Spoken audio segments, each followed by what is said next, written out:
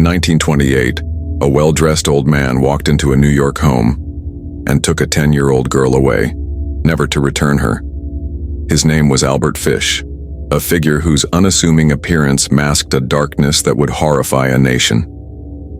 Let us know which country or state you're listening from. We'd love to know where our true crime community is watching from. Albert Fish was born Hamilton Howard Fish on May 19, 1870 in Washington, D.C., to a family teetering on the edge of instability. His father, Randall Fish, was a 43-year-old riverboat captain who died of a heart attack when Albert was 5. His mother, Ellen, 32 years younger than her husband, was left to raise 4 children alone. The Fish family had a troubling history of mental illness. Albert's uncle suffered from mania, a brother was institutionalized, and his mother experienced auditory hallucinations.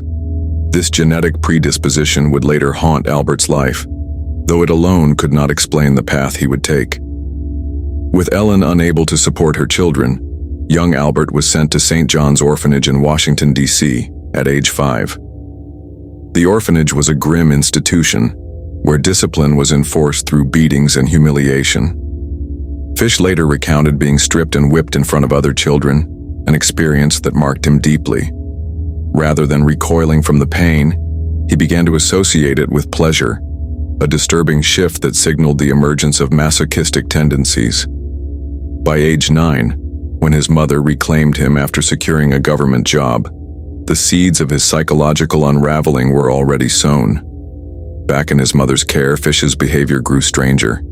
He began engaging in self-harm, embedding needles into his body and striking himself with paddles. Neighbors recalled a quiet boy who seemed detached, often lost in his own world.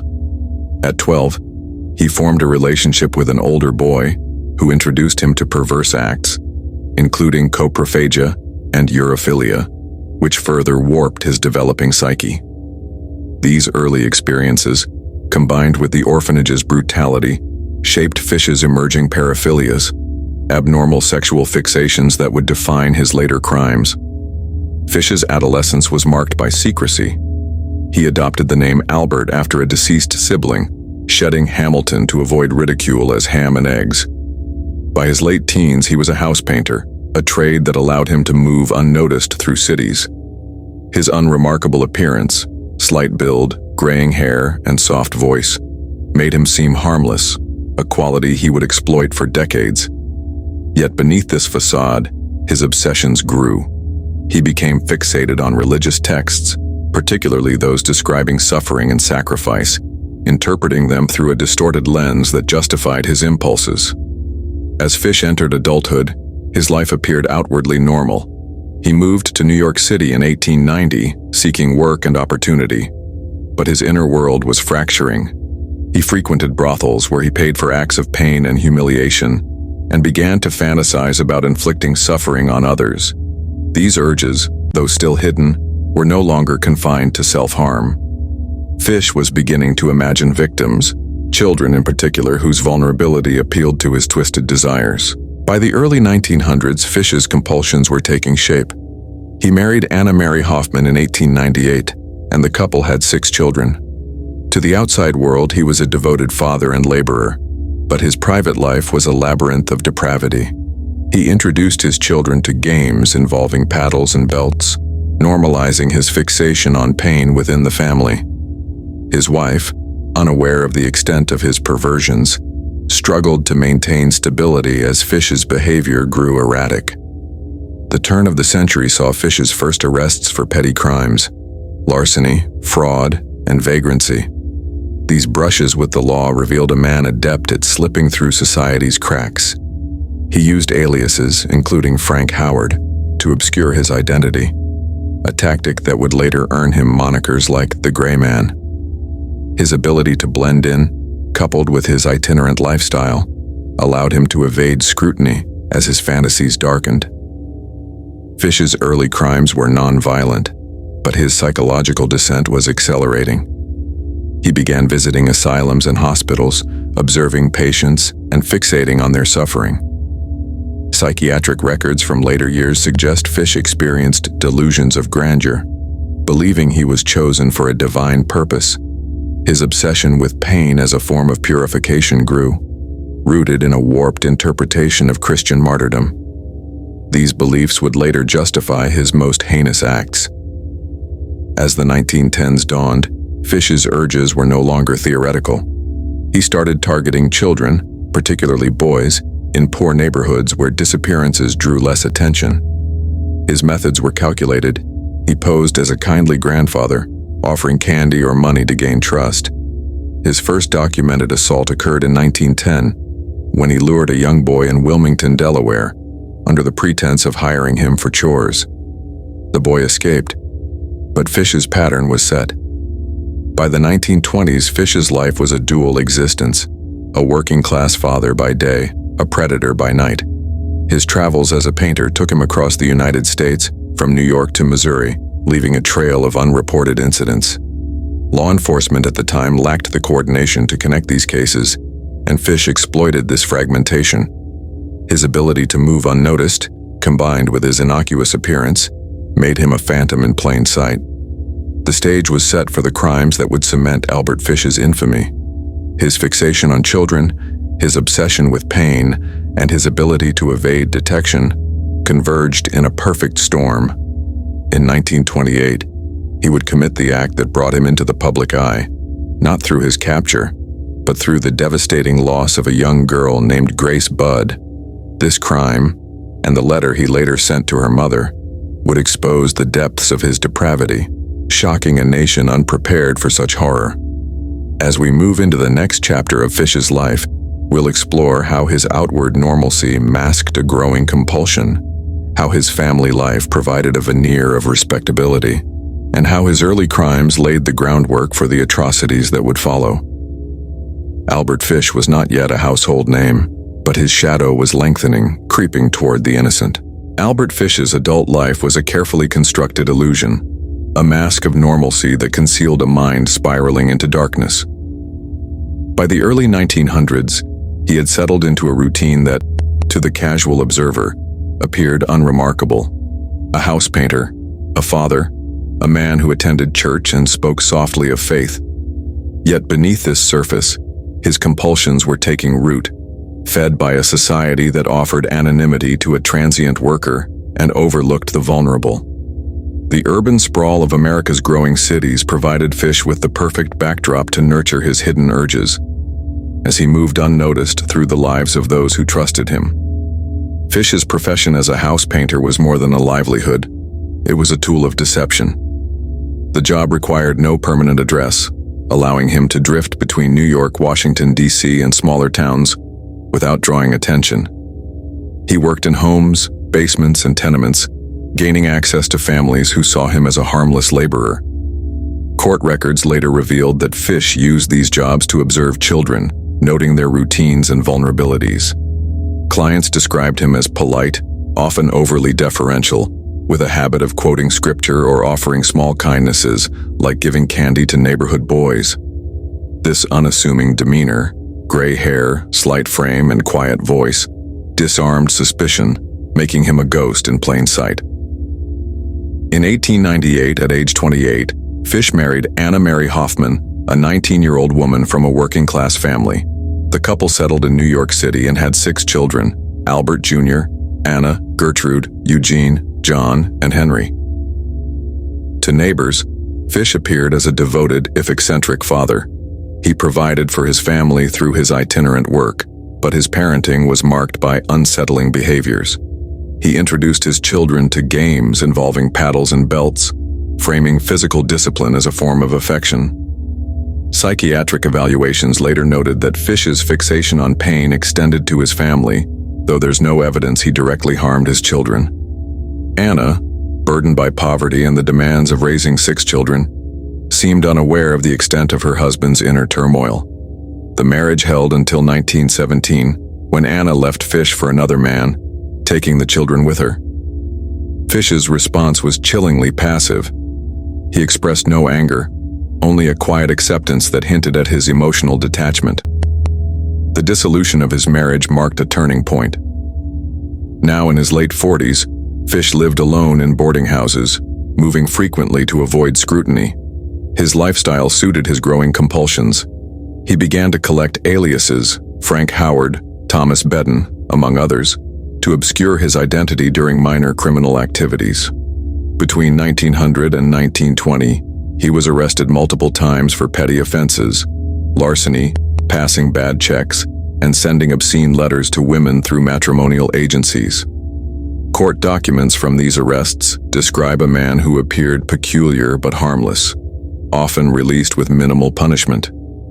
These encounters with the law revealed Fish's knack for exploiting society's blind spots. His unremarkable appearance and transient lifestyle allowed him to slip through cracks in a pre-digital era where records were poorly coordinated. Fish's solitary life gave his paraphilias room to fester. He continued to engage in self-harm, inserting needles into his pelvic region and burning himself with hot irons, acts he described as purifying. Psychiatric notes from his later evaluations suggest these behaviors were tied to a warped sense of religious atonement, inspired by biblical tales of suffering. Fish frequented churches, not for spiritual solace, but to immerse himself in imagery of sacrifice and redemption.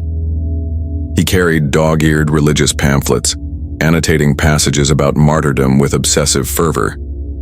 These beliefs began to shape his fantasies, which increasingly centered on inflicting pain on others, particularly children, whom he saw as innocent vessels for his distorted sense of salvation. By the 1910s, Fish's urges were no longer confined to fantasy. He began targeting boys in impoverished neighborhoods, where disappearances were less likely to be investigated. Using his aliases, he posed as a kindly older man, offering odd jobs or treats to gain trust. A 1910 incident in Wilmington, Delaware, marked one of his earliest documented assaults. Fish lured a young boy under the pretense of hiring him for chores, but the boy escaped and reported the encounter to local police.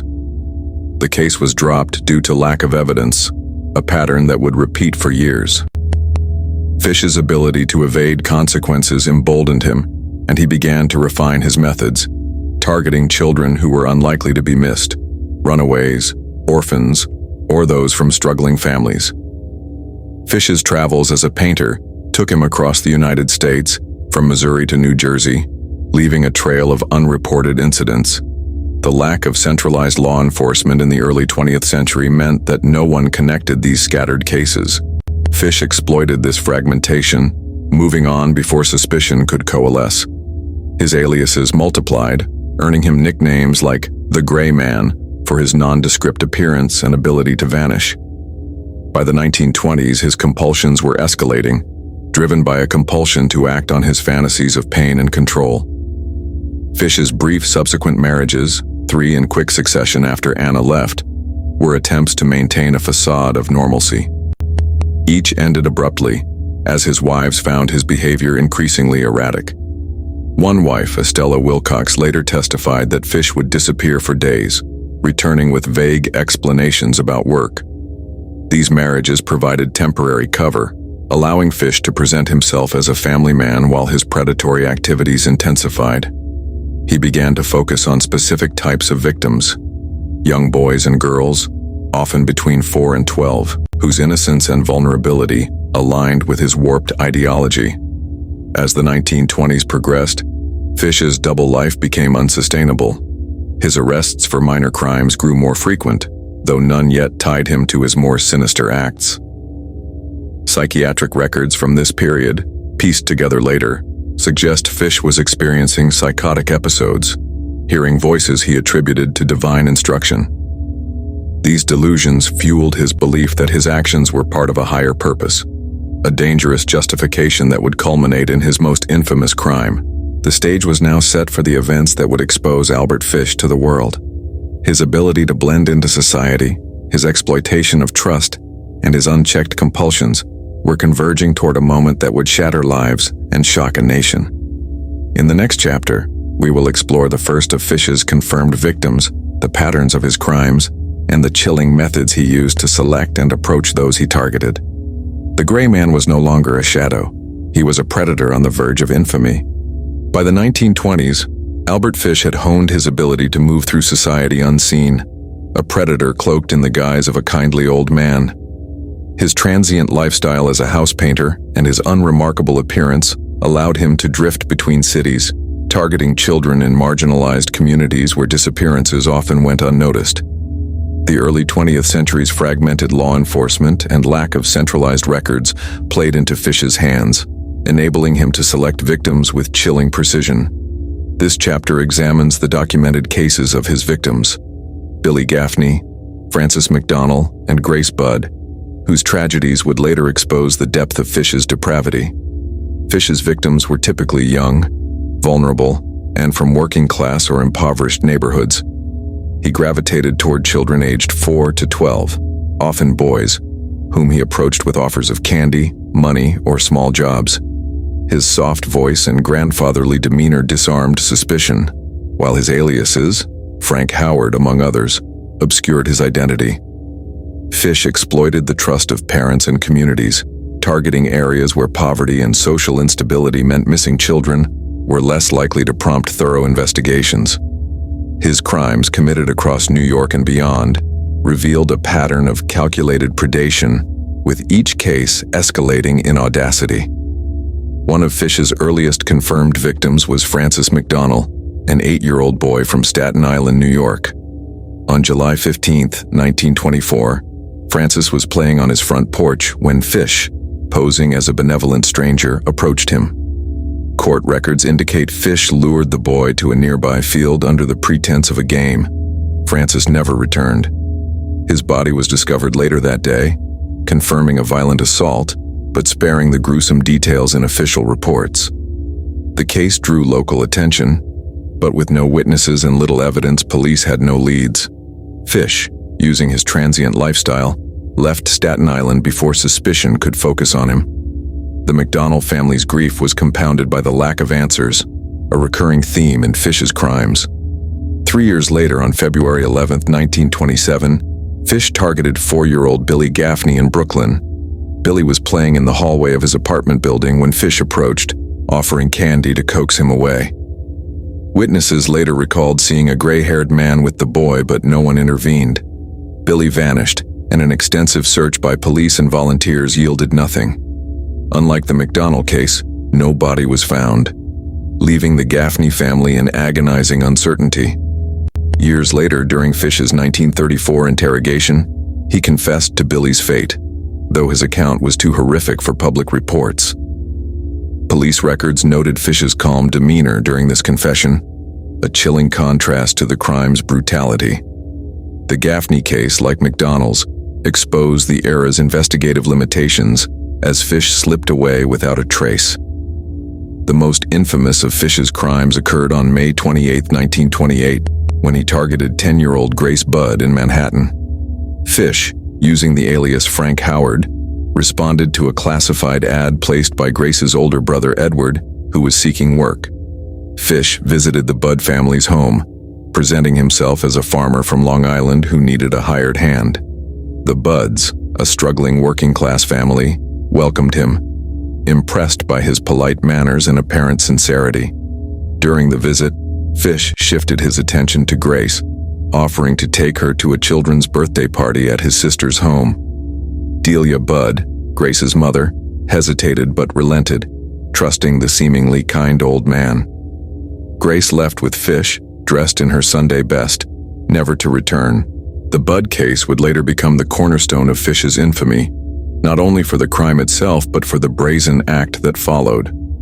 Fish's selection of Grace was opportunistic, deviating from his usual pattern of targeting boys. Psychiatric evaluations later suggested that Grace's perceived innocence and vulnerability appealed to Fish's obsession with purity and suffering, themes that dominated his warped religious beliefs. The Budd family's desperate search for Grace yielded no clues, and the case went cold, joining the growing list of vanishings linked to an unknown predator. Fish's methods in these cases revealed a chilling consistency. He targeted children in densely populated urban areas or transient communities where disappearances could be attributed to runaways or accidents.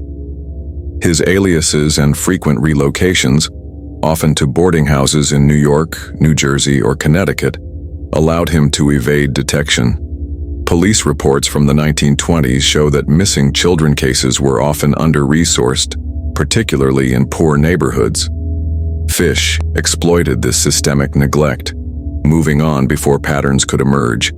His ability to blend into crowds, described in later testimonies as a face you'd forget, earned him the moniker, the Gray Man, a phantom who left only grief in his wake. The psychological profile of Fish's victim selection, pieced together from later psychiatric interviews, points to a predator driven by control and ritual. He viewed children as embodiments of innocence, a canvas for his delusions of purification through pain.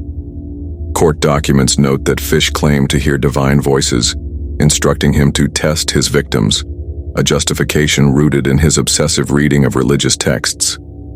These beliefs, while delusional, gave Fish a framework to rationalize his actions, distancing him from guilt or remorse. The locations of Fish's crimes, Staten Island, Brooklyn, Manhattan, reflected his mobility and familiarity with New York's urban landscape.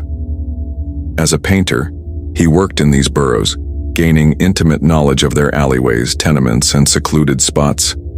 His travels also took him to rural areas, where he claimed additional victims, though many cases remained unconfirmed due to lack of evidence. The absence of forensic technology and interagency communication in the 1920s meant Fish operated in a world where his crimes could go undetected for years. The Bud Gaffney and McDonald cases marked a turning point, not because Fish was caught, he wouldn't be for another 6 years, but because they revealed the scope of his predation. The family's anguish, documented in newspaper clippings and police reports, underscored the human cost of Fish's actions. Yet as the 1920s drew to a close, Fish remained free, his compulsions unchecked. His next act would push his infamy to new heights, not through another crime, but through a letter that would horrify the nation and finally draw law enforcement's focus. In the next chapter, we will explore the chilling letter Fish sent to Grace Budd's mother, a document that exposed his psyche and set the stage for his eventual capture. This act of brazen cruelty, coupled with his obsession with pain and purification, would bring the Gray Man's shadow into the light, forcing a reckoning with the monster hiding in plain sight. By 1928, Albert Fish had left a trail of heartbreak across New York. His crimes against children like Frances McDonnell, Billy Gaffney, and Grace Budd shrouded in the anonymity of his unassuming persona. Yet, it was not another disappearance that brought his name to the forefront of public horror, but a single act of audacity. A letter he sent to the mother of Grace Budd 6 years after her abduction.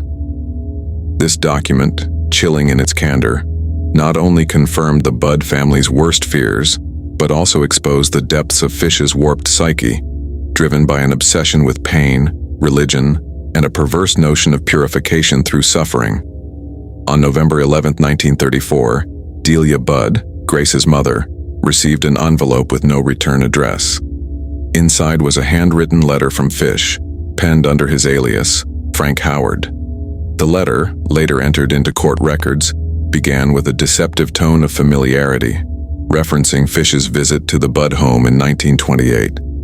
It then shifted to a harrowing admission. A platform-safe excerpt from the letter, as documented in trial transcripts, reads, "My dear Mrs. Budd, in 1928, I called on you at 406 West 15th Street, brought you pot cheese, strawberries. We had lunch. Grace sat in my lap and kissed me. I made up my mind to take her." The letter went on to describe Grace's fate, though its most disturbing details were withheld from public reports to spare the family and adhere to legal decorum. The document's cold, matter-of-fact tone stunned investigators, revealing a mind that saw no need to hide its actions, as if confessing were part of a ritual. The letter was a turning point, not only for the Budd family but for the investigation that had long stalled. Delia Budd, barely literate, brought the letter to the police, who recognized its significance immediately. The text, while avoiding graphic specifics, confirmed Grace's abduction and implicated Fish as the perpetrator. It also provided a rare glimpse into his psychological state, blending remorse with justification. Fish wrote of his actions as if they were inevitable, Driven by an internal compulsion he neither resisted nor questioned. This act of writing to his victim's mother was not merely cruel. It was a manifestation of his need to assert control, to relive the crime through its retelling. Fish's obsession with pain and suffering, central to his psyche, was deeply intertwined with his distorted religious beliefs. Psychiatric evaluations conducted after his arrest in 1934, as documented in court records, revealed that Fish saw himself as an instrument of divine will. He was fixated on biblical stories of sacrifice, Abraham and Isaac, the martyrdom of saints, interpreting them as mandates for his actions. Pain, in Fish's mind, was a path to purification, both for himself and his victims. He believed that inflicting suffering cleansed his targets of sin, a delusion that justified his crimes. This belief was evident in his self-harm, which escalated in the 1920s. X-rays taken during his later incarceration showed 29 needles embedded in his pelvic region, inserted over years as a form of penance. Fish described these acts as offerings to God, a twisted reflection of his religious fervor. His fixation on purification extended to his victims, whom he viewed as innocent vessels for his rituals. Psychiatric notes from Dr. Frederick Wertham, who examined Fish in 1935, describe a man who spoke of his crimes with a sense of spiritual purpose. Fish claimed to hear voices, which he attributed to John the Apostle, instructing him to test children through suffering. These delusions, rooted in his childhood exposure to religious texts and orphanage punishments, gave Fish a framework to rationalize his actions. He saw himself not as a criminal but as a divine agent, a belief that made him both methodical and unrepentant. The letter to Delia Budd was not an isolated act of provocation. Fish had a history of writing obscene letters, often to women he contacted through matrimonial ads. These earlier writings, uncovered during the investigation, were filled with religious imagery and references to pain, mirroring the Budd letters' tone. Police records indicate that Fish sent dozens of such letters between 1910 and 1930, using aliases to avoid detection. These writings served as an outlet for his fantasies, a way to externalize his compulsions without immediate risk. The Budd letter, however, was different. It was a confession, a deliberate act that invited scrutiny, as if Fish craved recognition for his deeds. The psychological horror of the letter lay not in its explicit content but in its implications. It revealed a man who operated without moral restraint, whose internal world was governed by a perverse logic. Fish's religious obsessions were not mere justifications. They were the lens through which he saw the world. He attended church regularly, often in the same neighborhoods where he targeted victims, blending into congregations with ease. Parishioners later recalled a quiet man who knelt in prayer, his face serene, unaware that his piety masked a compulsion to destroy. The Budd letter also marked a shift in Fish's behavior. By 1934, he was in his mid-60s, and his physical health was declining. Psychiatric reports noted signs of paranoia and disorientation, suggesting his mental state was deteriorating. Yet his need to assert control remained. The letter was a bold gesture, a way to reclaim the narrative of his crimes after years of operating in secrecy. It was this act that would ultimately lead to his capture, as police traced the letter's origins through its stationery, a detail that would prove his undoing. As the investigation into the Budd case reignited, Fish's world began to close in. The letter not only confirmed his guilt, but also exposed the breadth of his psychological complexity. He was not a mindless predator, but a man driven by a chilling fusion of delusion and desire.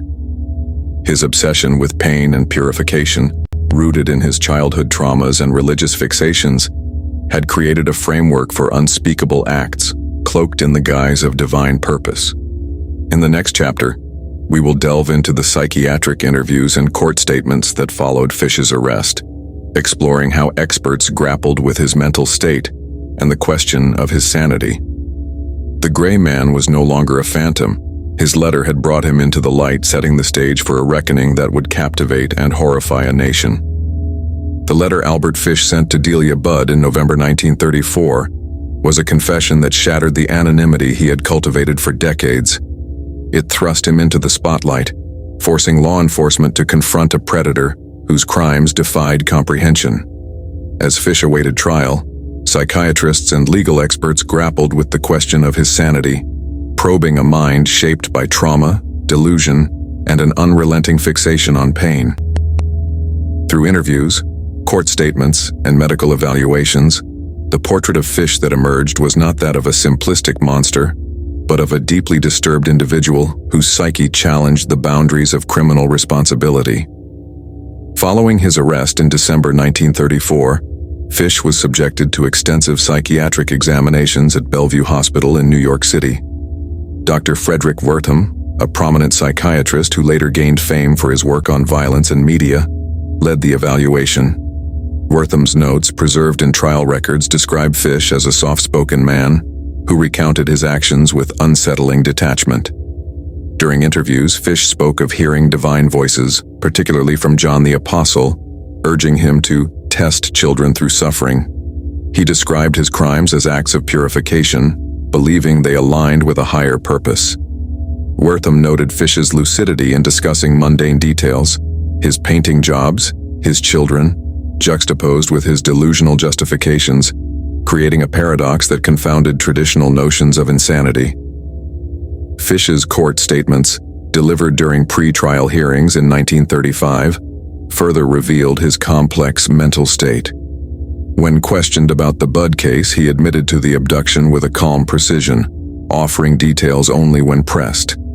A transcript excerpt, admissible in court, quotes Fish, "I did not intend to harm at first, but the voices told me it was right."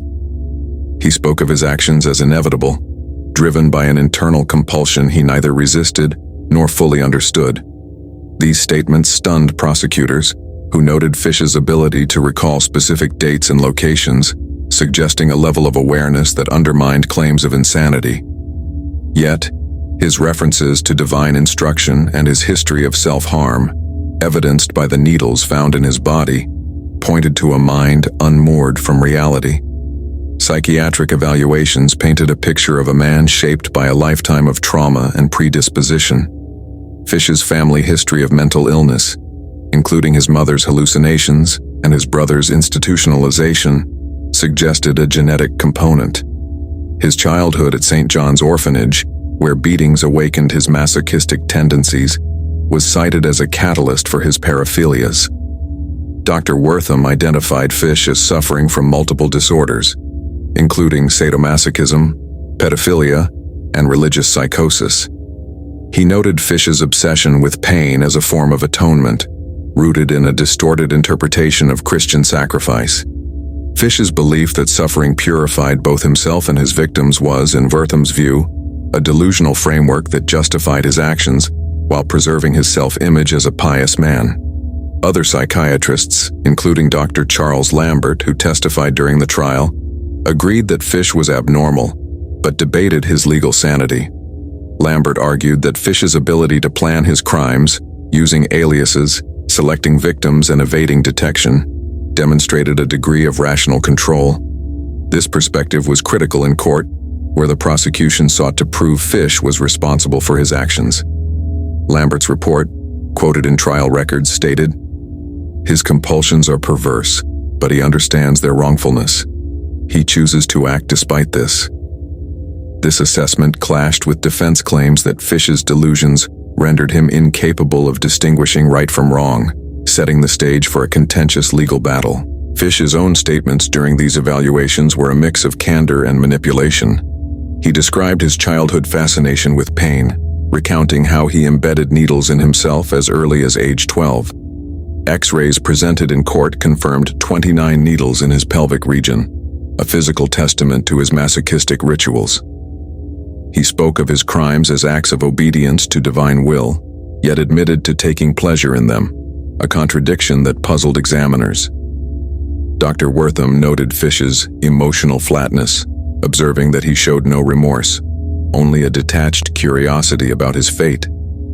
This lack of empathy, combined with his religious delusions, led Wortham to describe Fish as a unique case in criminal psychology. Court statements from Fish's children, particularly Albert Jr., provided additional insight. They testified that their father was eccentric, but not overtly abusive, though his games involving paddles left them uneasy. These accounts, recorded in trial transcripts, suggested Fish compartmentalized his life, shielding his family from the full extent of his deviance.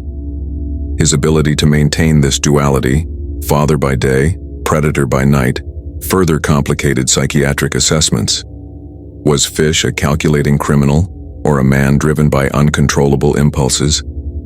The question divided experts and would dominate his trial. The psychiatric interviews also explored Fish's aliases, which reflected his fractured identity. Known as the Gray Man for his nondescript appearance, he also earned monikers like the Werewolf of Wisteria and the Brooklyn Vampire from sensationalist press coverage.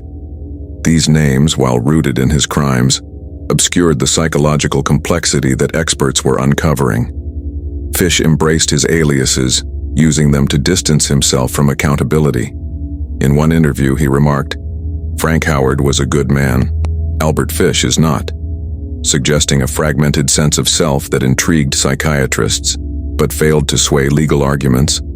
The evaluations underscored the era's limited understanding of criminal psychology. In the 1930s, concepts like psychopathy and paraphilias were still emerging, and Fish's case pushed the boundaries of existing frameworks. Dr. Wortham argued that Fish's condition was untreatable, a view shared by many who examined him. Yet the legal system prioritized accountability over medical nuance, focusing on Fish's ability to plan and conceal his crimes. This tension, between pathology and responsibility, would define the public's perception of Fish and influence his trial's outcome. As Fish's case moved toward trial, the psychiatric findings painted a chilling picture. A man whose delusions and compulsions were inseparable from his actions, yet who operated with enough clarity to evade capture for decades. The Gray Man was no longer a shadow. He was a subject of intense scrutiny, his mind a puzzle that neither science nor justice could fully solve. In the next chapter, we will explore the law enforcement investigation that led to Fish's capture, tracing the steps from the Bud letter to his arrest and interrogation. The hunt for the Gray Man would reveal the challenges of tracking a predator in an era before modern forensics, bringing justice closer to those he had harmed. The letter Albert Fish sent to Delia Budd in November 1934 was a rare misstep for a predator who had evaded capture for decades. Its chilling admission of guilt in the abduction of Grace Budd galvanized law enforcement, transforming a cold case into an urgent manhunt. The investigation that followed revealed the challenges of tracking a transient criminal in an era before modern forensics, as detectives relied on intuition, persistence, and a crucial piece of physical evidence to finally apprehend the Gray Man. This chapter traces the steps from the Bud letter to Fish's arrest and interrogation, exposing the meticulous yet flawed efforts to bring a serial predator to justice. The Bud case, dormant since Grace's disappearance in 1928, had frustrated the New York City Police Department. Led by Detective William King of the Missing Persons Bureau, investigators had pursued countless leads, from false sightings to anonymous tips, but none yielded results. The letter, delivered to Delia Budd 6 years later, was a breakthrough. Its handwritten text confirmed the perpetrator's identity as Frank Howard, the alias Fish used during his visit to the Budd home. More importantly, the envelope bore a faint emblem, a hexagonal design with the initials NYPCBA, linked to the New York Private Chauffeurs Benevolent Association. This clue, overlooked by Fish, became the linchpin of the investigation. Detective King, a seasoned investigator known for his dogged determination, recognized the emblem's significance. Police records from 1934 detail how King traced the stationery to a small batch distributed among association members. Working methodically, he canvassed boarding houses in Manhattan and Brooklyn, where Fish was known to reside. The search was arduous. Fish's transient lifestyle and use of aliases like Frank Howard and Thomas Bedden made him a ghost. King's team interviewed dozens of landlords, showing them sketches of an older, gray-haired man based on the Budd family's description. Most leads dead-ended, but King's persistence kept the investigation alive. The breakthrough came in December 1934 at a rooming house on East 52nd Street in Manhattan. The landlord, Mary O'Connor, recognized the description and confirmed that a tenant named Albert Fish had recently vacated, leaving behind personal items. Among them was stationery matching the Budd letters envelope. King staked out the building, learning that Fish frequently returned to collect mail. On December 13, 1934, Fish appeared and King apprehended him without resistance. Fish, then 64, offered no struggle, his frail appearance belying the horror of his crimes. Police reports note his calm demeanor, as if he had anticipated capture. Fish's interrogation, conducted at the NYPD's 18th Precinct, was a study in psychological complexity. Detective King, joined by other officers, questioned Fish for hours, focusing initially on the Budd case. Fish confessed readily, describing how he lured Grace under the pretense of a birthday party. His account, as recorded in police transcripts, was chillingly precise. "I took her to an empty house in Westchester. I had been there before painting." He avoided graphic details, but his matter-of-fact tone stunned interrogators. When pressed about other crimes, Fish admitted to the abductions of Frances McDonnell and Billy Gaffney, providing details that matched unsolved cases. His confessions, spanning hours, revealed a pattern of predation across New York, New Jersey, and beyond. Investigators were struck by Fish's lucidity. He recalled dates, locations, and victim names with clarity, contradicting later defense claims of insanity. Yet his explanations were laced with delusion. He spoke of divine instructions, claiming voices guided his actions. A police report quotes Fish, "I never wanted to hurt them, but it was what I was told to do." This blend of rational planning and irrational justification baffled officers, who noted his lack of remorse. Fish seemed almost eager to share his story, as if confession were part of his ritual. The investigation expanded as Fish's confessions implicated him in dozens of crimes, though many were unverified due to lack of evidence. Police combed through missing persons files linking Fish to cases in Staten Island, Brooklyn, and rural areas where he worked as a painter. His aliases, the Gray Man, the Brooklyn Vampire, emerged in police discussions, reflecting his ability to vanish after each crime. Detectives retraced his movements, interviewing former employers and boarding house residents. Many described Fish as quiet and unremarkable, reinforcing his ability to blend into society. The absence of modern forensic tools posed significant challenges. In the 1930s, police relied on physical evidence, witness statements, and confessions. The stationery was the only concrete link to the Budd case, and Fish's willingness to confess filled critical gaps. However, verifying his claims was difficult. For instance, Billy Gaffney's body was never found, and Fish's account of Frances McDonnell's fate relied solely on his testimony. Investigators cross-referenced his statements with newspaper reports and family accounts, confirming some details, but leaving others in limbo. Fish's interrogation also uncovered physical evidence of his self-harm. When searched, police found needles and small knives among his possessions, corroborating his claims of masochistic rituals. An X-ray ordered during his detention revealed 29 needles embedded in his body, a discovery that shocked even seasoned officers. This evidence, later presented in court, underscored Fish's psychological abnormality, though it did little to clarify his legal responsibility. The investigation's success hinged on Detective King's relentless pursuit and the stationery clue, a rare error in Fish's otherwise meticulous evasion. His arrest marked the end of a decades-long spree, but it also exposed the era's investigative shortcomings. Missing children cases, particularly in poor communities, had often been dismissed, allowing Fish to operate unchecked. The Budd case, amplified by the letter's audacity, forced police to confront these failures, sparking calls for better coordination among agencies. As Fish was held in custody, the focus shifted to his impending trial. His confessions had provided a roadmap of his crimes, but questions of his sanity and culpability loomed large. The gray man was no longer a phantom. He was a prisoner. His actions laid bare for a public hungry for justice and answers.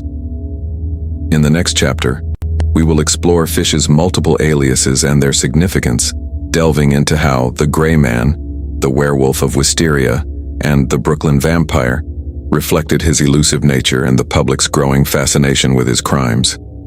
The trial would soon bring these monikers to the forefront, cementing Fish's place in the annals of American crime.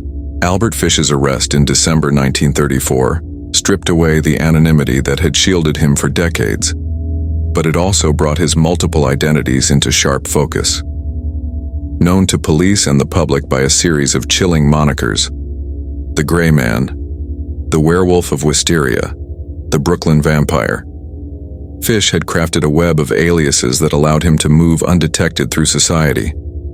These names, some self-assigned and others bestowed by a horrified press, reflected both his elusive nature and the growing fascination with his crimes. This chapter explores the significance of Fish's aliases, how they enabled his predatory behavior, and how they shaped the public's perception as his trial loomed. Fish's use of aliases was a cornerstone of his ability to evade capture. Throughout his criminal career, he adopted names like Frank Howard, Thomas Bedden, and Robert Hayden, among others, to obscure his identity. Court records from 1935 reveal that Fish used these pseudonyms strategically, employing them when contacting victims' families, renting rooms, or responding to classified ads. The alias Frank Howard, for instance, was used during his 1928 visit to the Budd family, presenting him as a trustworthy farmer from Long Island. This calculated deception allowed Fish to gain the trust of Grace Budd's parents, a tactic he repeated with other victims. His aliases were not mere whims. They were tools of survival, enabling him to compartmentalize his crimes and slip away when suspicion arose. The moniker The Gray Man emerged from police descriptions and witness accounts, capturing Fish's unremarkable appearance. At 64, with his slight build, graying hair, and soft-spoken demeanor, Fish blended seamlessly into crowds. Witnesses in the Budd, Gaffney, and McDonnell cases recalled a nondescript older man, often described as someone you'd pass without noticing. This quality, noted in police reports, made him nearly invisible in the bustling cities where he operated. The term the Gray Man was first used by investigators during the 1934 manhunt, reflecting their frustration at tracking a predator who left so little impression. The name stuck, symbolizing Fish's ability to move through society as a phantom, unnoticed until it was too late. The Werewolf of Wisteria, a more sensational title, was coined by the press in the wake of Fish's arrest. The name referenced Wisteria Cottage, an abandoned house in Westchester, where Fish took Grace Budd in 1928. Newspaper articles from 1934 and 1935, preserved in archives, used the term to evoke a mythical predatory figure, blending horror with folklore. The werewolf imagery captured the public's perception of Fish as a shapeshifter, capable of transforming from a kindly grandfather into a monster. While the moniker exaggerated his crimes, it reflected the era's tendency to mythologize criminals, turning Fish into a larger-than-life figure. This sensationalism, while criticized by investigators like Detective William King, amplified public interest, drawing crowds to his court appearances. The Brooklyn Vampire was another press-driven nickname, rooted in Fish's crimes in Brooklyn, including the abduction of Billy Gaffney in 1927. The term vampire alluded to his predatory nature and the chilling confessions he made during interrogation, though specific details were withheld from public reports to maintain decorum. Newspaper headlines, such as those in the New York Daily News in December 1934, used the phrase to sensationalize Fish's ability to prey on children in densely populated areas. The moniker also hinted at his psychological complexity, suggesting a figure who thrived on the vulnerability of others, much like a vampire in folklore. While less accurate than the Gray Man, it fueled public horror, cementing Fish's infamy. These aliases, both self-created and media-assigned, served different purposes. Fish's chosen pseudonyms allowed him to operate with impunity, creating a buffer between his public and private selves. In court statements, he admitted to using aliases to keep things separate, suggesting a fragmented identity that aligned with psychiatric findings of his fractured psyche. The media's monikers, meanwhile, shaped public perception, transforming Fish from a transient painter into a symbol of urban terror. This duality, Fish as both a calculated predator and a sensationalized figure, complicated efforts to understand him as the truth was often obscured by myth. The significance of Fish's aliases extended to the courtroom, where they underscored his elusiveness. Prosecutors used his pseudonyms to argue premeditation, citing his deliberate efforts to conceal his identity. A 1935 trial transcript quotes Assistant District Attorney Edward McGoldrick. This man, under names like Frank Howard, planned his acts with care, knowing their wrongfulness. The defense conversely argued that Fish's use of aliases reflected his mental instability, a symptom of his delusional belief that he was multiple people. Psychiatric evaluations supported this to an extent, noting Fish's tendency to dissociate, though they stopped short of declaring him legally insane. Fish's aliases also highlighted the era's investigative challenges. The lack of centralized databases meant police relied on physical descriptions and witness accounts, which Fish's nondescript appearance and false names rendered unreliable. Detective King's success in tracking Fish via the Bud Letters stationery was a rare triumph in an investigation hampered by these limitations. The aliases, while effective for Fish, ultimately contributed to his capture when his carelessness with the letter exposed a traceable clue. Public fascination with Fish's monikers grew as his trial approached, reflecting a broader cultural obsession with crime in the 1930s. Newspapers, competing for readership, printed lurid headlines that amplified the werewolf and the vampire, drawing parallels to fictional horrors. This coverage, while sensational, brought attention to the plight of missing children, prompting calls for better police coordination. Yet, it also risked overshadowing the victims: Grace Budd, Billy Gaffney, Francis McDonnell, whose stories were often reduced to footnotes in the media's focus on Fish's infamy. The aliases, in their own way, encapsulated Fish's psychological complexity. The Gray Man spoke to his ability to evade notice, the werewolf to his predatory duality, and the Brooklyn Vampire to the public's need to label the incomprehensible. Together, they painted a picture of a man who was both calculating and unhinged, a predator who thrived in the shadows of a society unprepared for his crimes. As Fish's trial loomed in 1935, the weight of his aliases and the horror they represented set the stage for a legal reckoning. The Gray Man was no longer invisible. His names were now synonymous with terror, and the public demanded justice for the lives he had destroyed. In the next chapter, we will explore Fish's trial, the decision to pursue the death penalty, his final psychiatric evaluations, his execution in 1936, and the lasting impact of his crimes on criminal psychology and popular culture. The story of Albert Fish was nearing its end, but its echoes would resonate far beyond the courtroom. The arrest of Albert Fish in December 1934 brought an end to his decades-long reign of terror, but it was his trial in 1935 that laid bare the full scope of his crimes and the complexities of his mind. As the public and media grappled with the horror of his actions, the legal system faced a daunting question: how to judge a man whose deeds defied comprehension. This final chapter examines Fish's trial, the pursuit of the death penalty, his last psychiatric evaluations, his execution at Sing Sing prison, the public's response, and the enduring impact of his case on criminal psychology and popular culture. Fish's trial began on March 11, 1935, in Westchester County, New York, focusing primarily on the murder of Grace Budd. The courtroom, packed with reporters and spectators, was a stage for a case that had captivated the nation.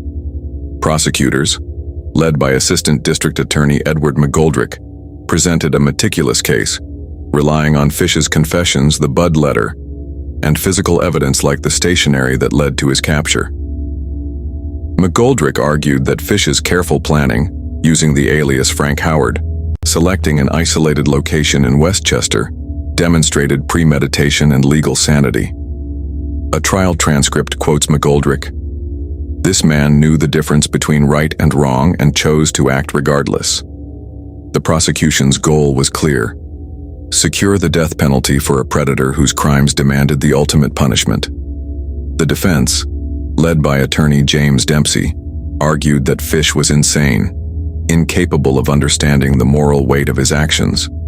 They called psychiatrists, including Dr. Frederick Wertham, to testify about Fish's mental state. Wertham reiterated findings from his 1934 evaluations, describing Fish's religious delusions and paraphilias as evidence of a disordered mind. He cited Fish's belief in divine voices and his history of self-harm, 29 needles found in his body, as proof of severe mental illness. However, Wertham stopped short of declaring Fish legally insane, noting his ability to plan and conceal his crimes. Other defense witnesses, including Fish's children, testified to his eccentricities, such as his games with paddles, to bolster claims of abnormality. Despite these efforts, the defense struggled against Fish's own confessions, which were chillingly lucid. Fish's behavior during the trial was a study in contrasts. He sat quietly, often staring blankly, but occasionally offered unsolicited details about his crimes, unsettling the courtroom. A court record notes his response to a question about Grace Budd. "I took her to the house because it was empty. I knew it would be."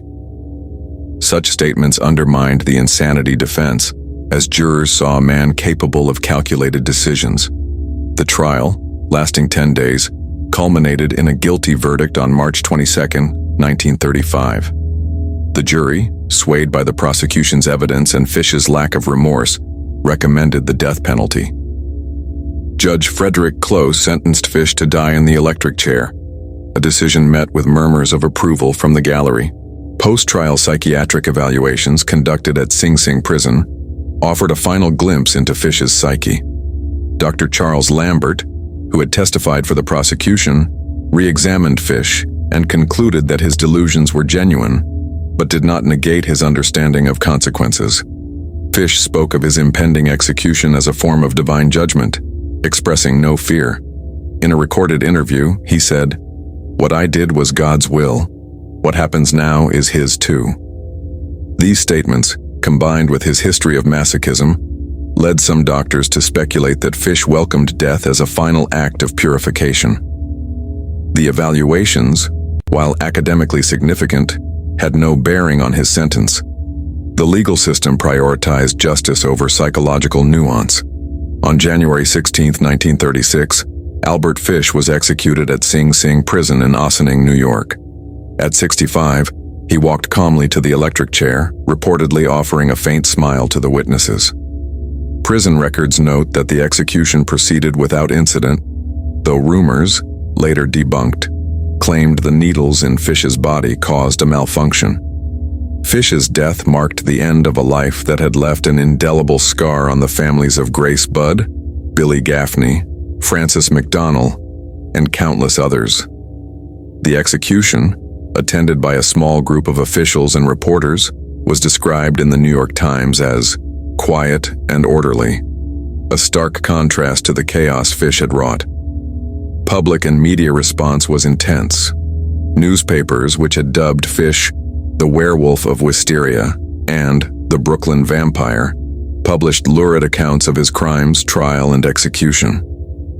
The New York Daily News ran headlines like "Vampire Meets His End," reflecting the public's mix of relief and horror. Editorials called for reforms in tracking missing children, citing Fish's ability to exploit systemic gaps. The Budd family, particularly Delia and Edward, issued no public statements, their grief overshadowed by the media frenzy. Public fascination with Fish, fueled by his monikers and confessions, turned him into a grim celebrity, a symbol of urban danger in a rapidly changing America. Fish's legacy in criminal psychology is profound. His case, one of the first to be studied through a psychological lens, challenged early 20th century understandings of mental illness and criminality.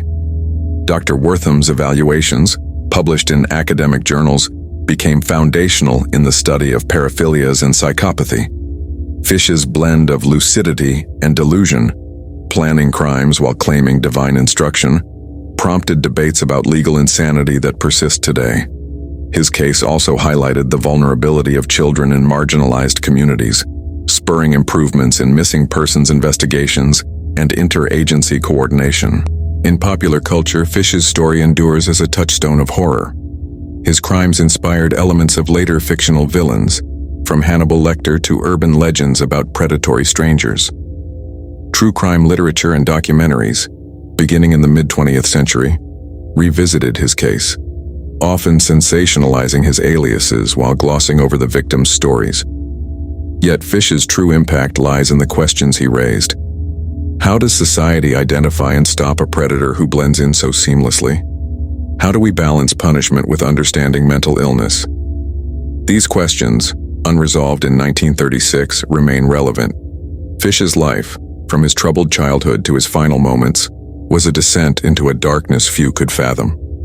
His aliases, his crimes, and his confessions painted a portrait of a man both calculating and unhinged, a figure who exploited society's blind spots to devastating effect. His execution closed a chapter, but the scars he left on families, communities, and the field of criminology endure. In the history of American crime, few names evoke such primal fear as Albert Fish, the polite old man with a hunger no cage could cure. Albert Fish remains one of the darkest figures in true crime history, a man whose ordinary appearance concealed unimaginable horror. His story continues to haunt investigators, psychologists, and anyone who dares to study the depths of human behavior. Let us know your thoughts in the comments. What do you think led him down this path? Nature, trauma, or something far more disturbing? And if you want more well-researched, realistic cases like this, don't forget to subscribe.